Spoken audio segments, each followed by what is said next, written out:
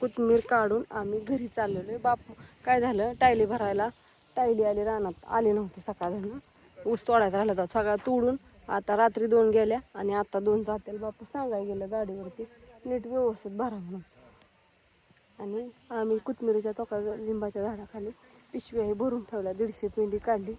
आणि उद्या 2 सासवा बसल्या होत्या गप्पा आणत. आमचं बापू कालवा करायला लागलं म्हणून आम्ही चाललो घरी. काय काय हरभरा पण मस्त यायला लागलाय आता, ऊसात लागला टोपलाय सगळा अख्ख्या ऊसात. छान शुभ संध्याकाळ सगळ्यांना. चला, संध्याकाळची वेळ झालेली आहे आणि आमची पुन्हा स्वयंपाकाची तयारी झालेली आहे. आत्या गेल्यात बाजारला. तुम्ही तर बघितलं कोथिंबीर काढलेली. कोणत्या बाजारला? ह्या आता सूर्यनगरीत. आईला का मला सांगायचं की खायला काय आणायला लावलं? सांगितले खायला आणायला. बोली बाई, आज आहे गुरुवार. ओली वेळ नाही ना सांगितलं. आता हे काय सॉंग चाललंय काय अजून. हा तेवढंच राहिलं होतं, आता बरं झालं ती पण आणलं. हा का अभ्यास कर. दिवस मावळाय. कडीपाता तोडून वाढू झाला हातात घेऊन बसली या.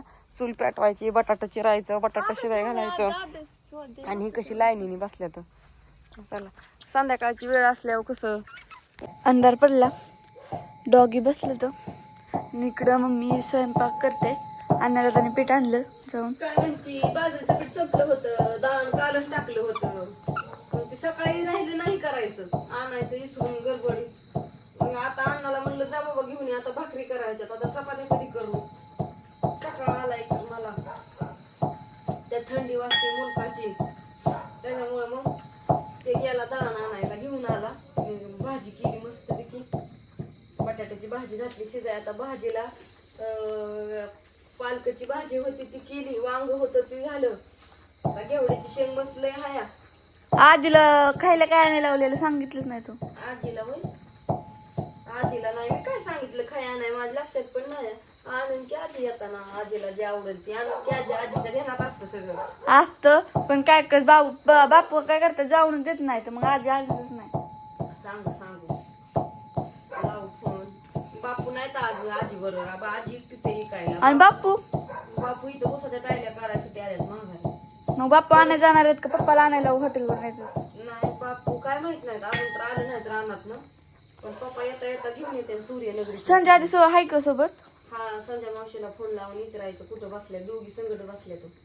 मग बरोबर पप्पा तिथं जात्यात. होय, ही बाजारपेक्षा बहिणी बहिणी बोलतच बसते आता. आजीने निधी आपल्या कोथमीर काढली होती, 150 पेंडी कोथमिरीची काढली होती. आणि एवढी भाजी खुडली होती, अर्धा पाऊण किलो ओली भाजी. म्हणलं तेवढीच मी आता कोथमिरी बरोबर काहीतरी तेवढं नेलंय. म्हणलं पप्पांना लक्षात आले तर पप्पांना फोन करून सांगावं की आजी येता येता घेऊन या. मावशीला फोन लावून, मावशी कशीच आजी पण आहे, येता गाडीत घेऊन येते. आणि बापूंना जायचं न्यायचं, गाडी लागते गाडीवर मैदावर.